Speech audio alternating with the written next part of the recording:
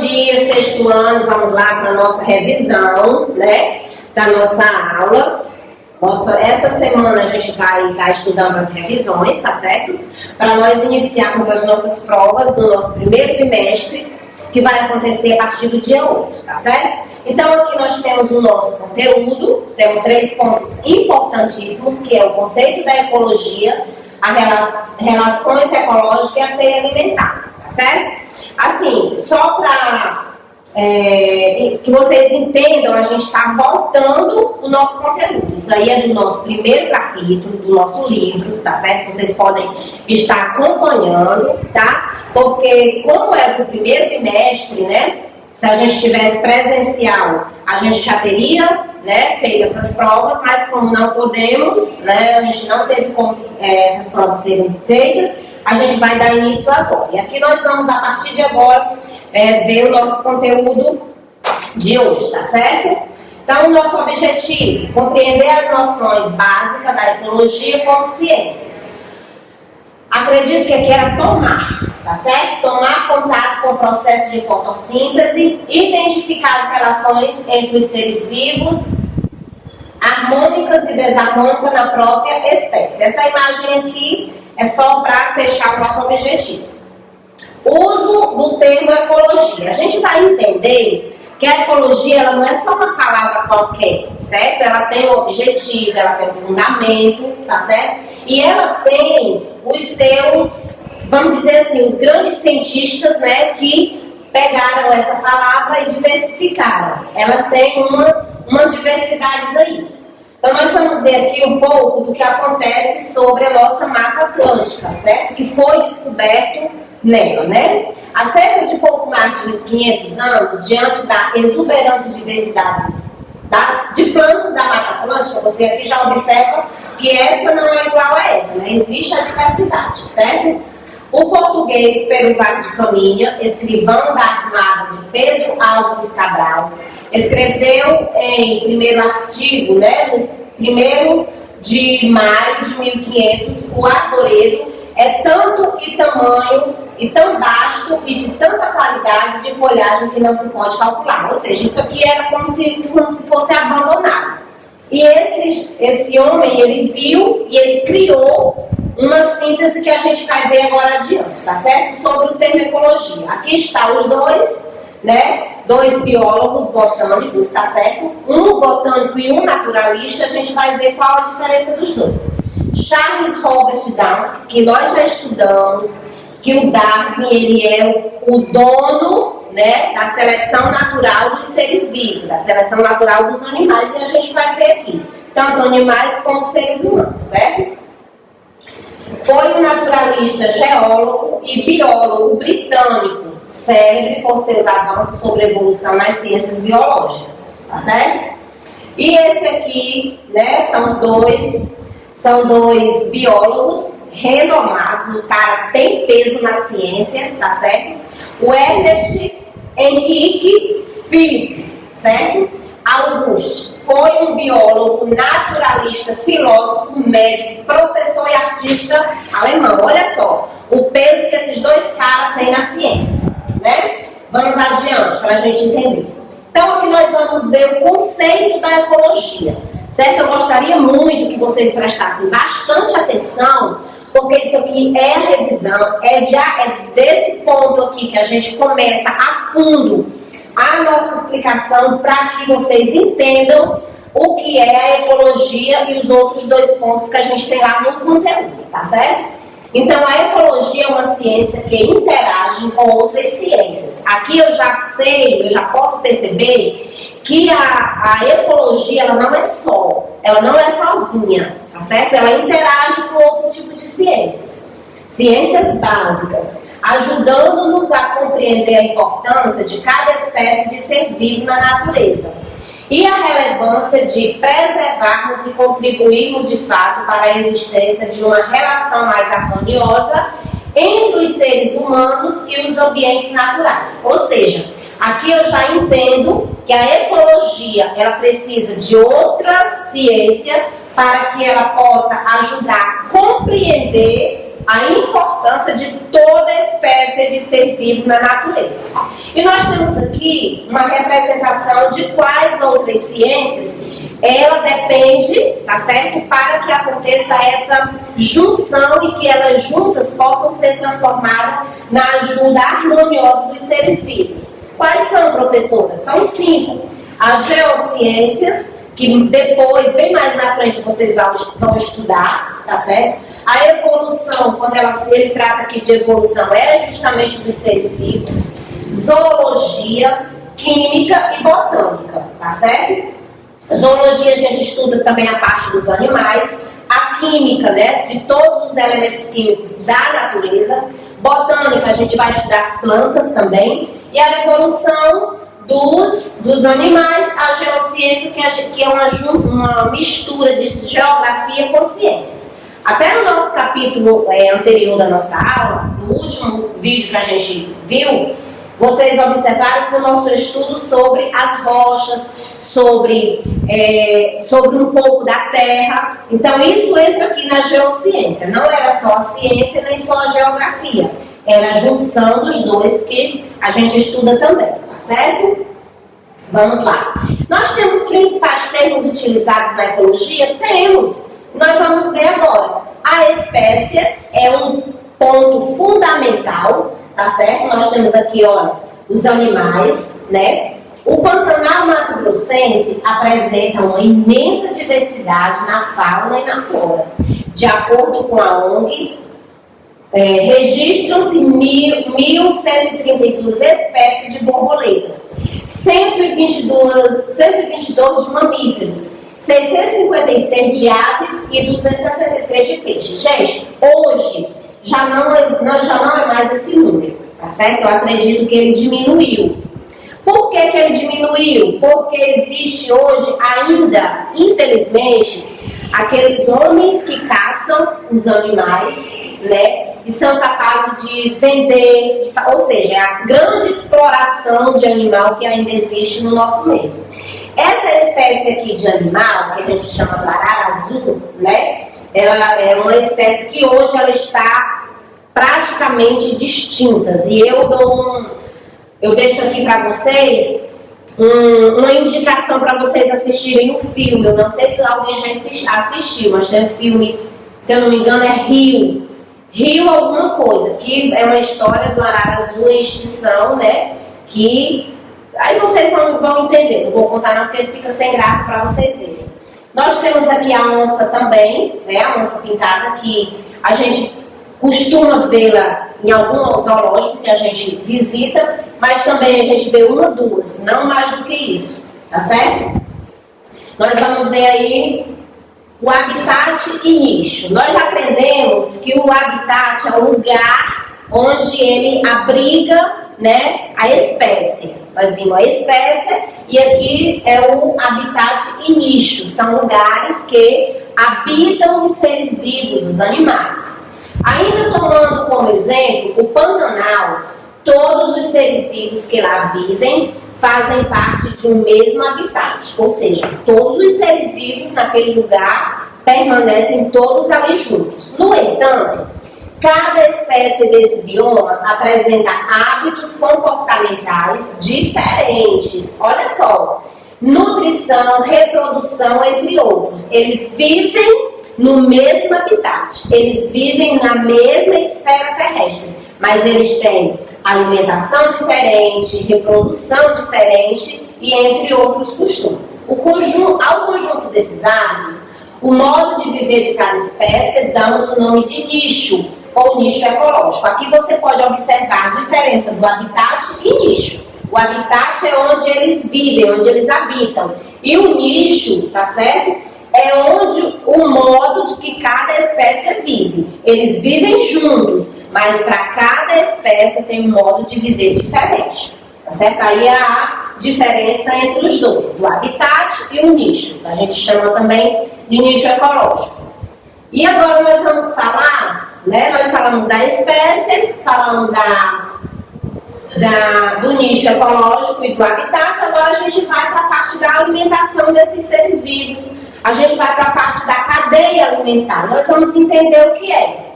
Quando você vai no supermercado, depara-se com uma infinidade de alimentos. Isso é verídico, né?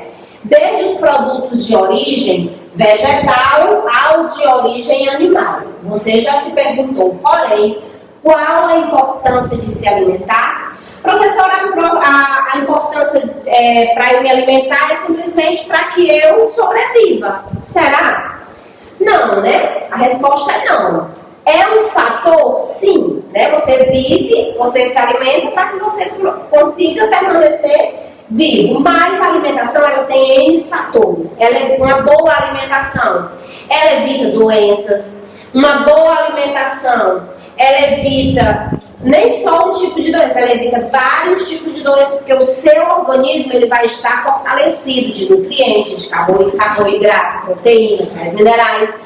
Quando você adquire uma certa alimentação balanceada que contenha todos esses tipos de nutrientes. Aqui a gente tem uma cadeia, né, de animais, certo? Nós temos aqui a coruja, a cobra, o rato e o milho, ou seja, é um ciclo, tá certo? É um ciclo que nós vamos entender esse ciclo agora. Você acha que a cobra, ela come o rato ou o rato é mais provável comer a cobra? Nesse ciclo aqui, a alimentação é diferente, certo? Ou seja, o rato se alimenta da cobra, a cobra por si, aqui eu acredito que houve uma inversão na hora da colagem da foto.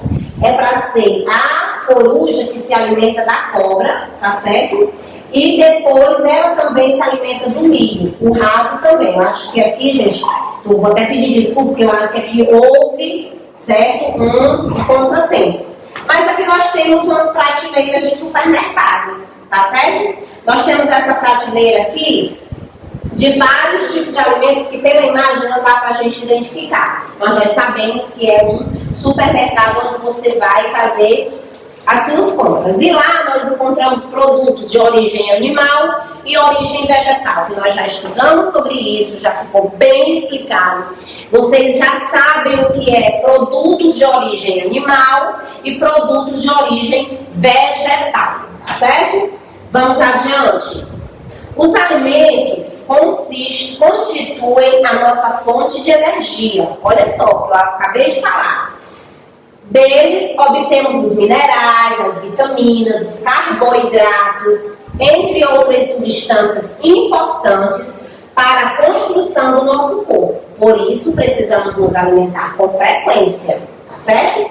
De diferentes tipos de alimentos, para que assim o nosso corpo consiga suprir a necessidade de vários elementos que nos ajudam a manter o organismo em pleno funcionamento. Vejamos.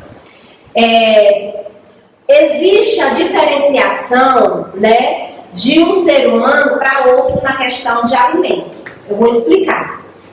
Alguém, né, gosta muito de feijão, que é uma fonte de vitamina, é fonte de ferro, certo? Outros não gostam de feijão, só gostam mais de arroz. O essencial seria, para que o seu corpo receba tanto ferro quanto carboidrato, que é do arroz, era que você comesse os dois alimentos. Mas tem gente que se alimenta do feijão e não do arroz. Alimenta-se do arroz e não do feijão. Alimenta-se mais da carne vermelha do que da carne branca, ou vice-versa. E aí, por diante. Só que o nosso organismo, ele precisa de tudo isso aqui. Ele precisa do carboidrato, dos minerais, das vitaminas, dos carboidratos, tá certo? Dos aminoácidos, eles precisam de tudo, o nosso corpo precisa de tudo. E às vezes a gente opta por um tipo de comida, né?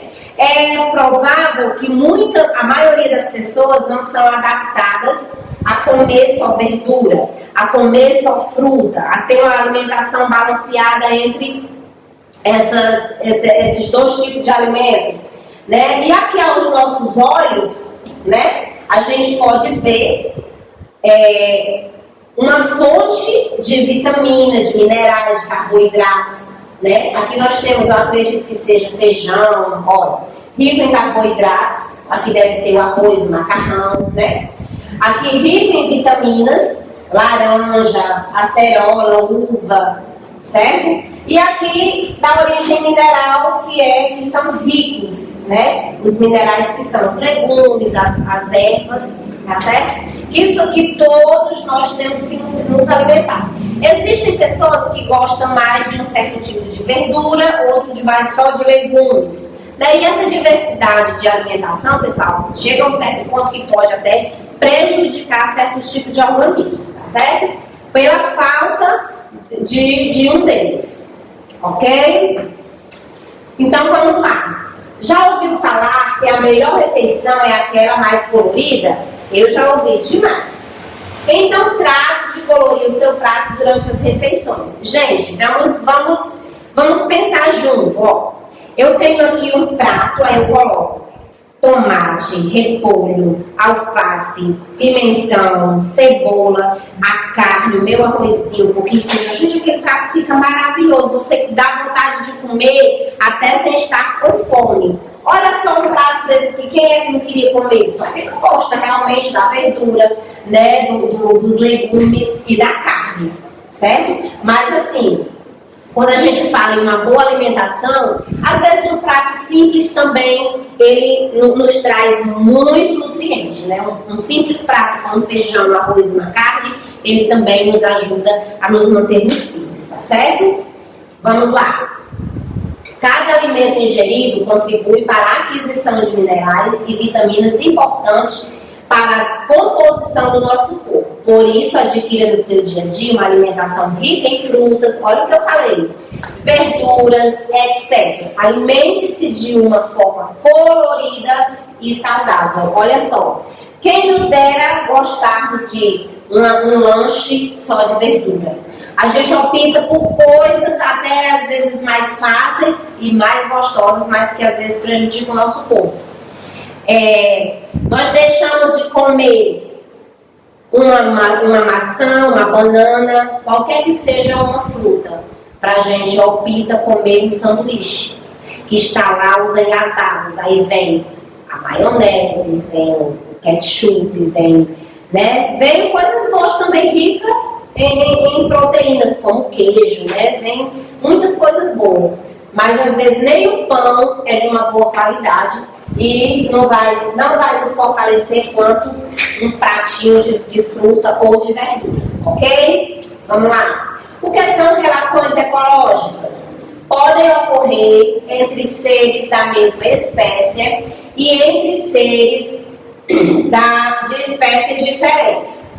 Relações que trazem prejuízos para, pelo menos, uma espécie envolvida.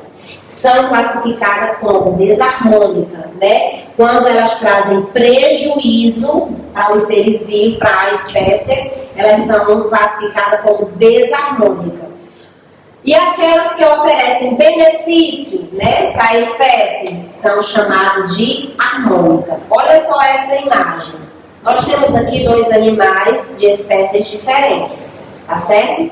E temos aqui uma luta, né, entre os dois. Tá certo? Acredito que isso seja um leão, uma onça, não sei bem. Mas querendo atacar esse animal, tá certo? E ele consegue, porque pela velocidade, pela força, é isso que vai acontecer. Então aqui nós temos uma classificação desarmônica, né? Que está acontecendo um atrito, né? Uma luta entre os dois, para prejudicar um ao outro, tá certo? Comensalismo, isso aqui eu acredito que é o último ponto, né, da gente falar, não sei se ainda tem mais, mas ele é uma relação em que uma espécie consegue obter benefícios, nós vamos entender através dessa imagem, sem trazer prejuízo ou oferecer algum benefício à outra. Essa fica neutra nesse tipo de associação.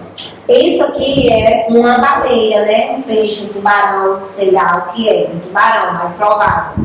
Então, ele, na espécie, no meio que ele vive, ele não causa dano à espécie igual a ele.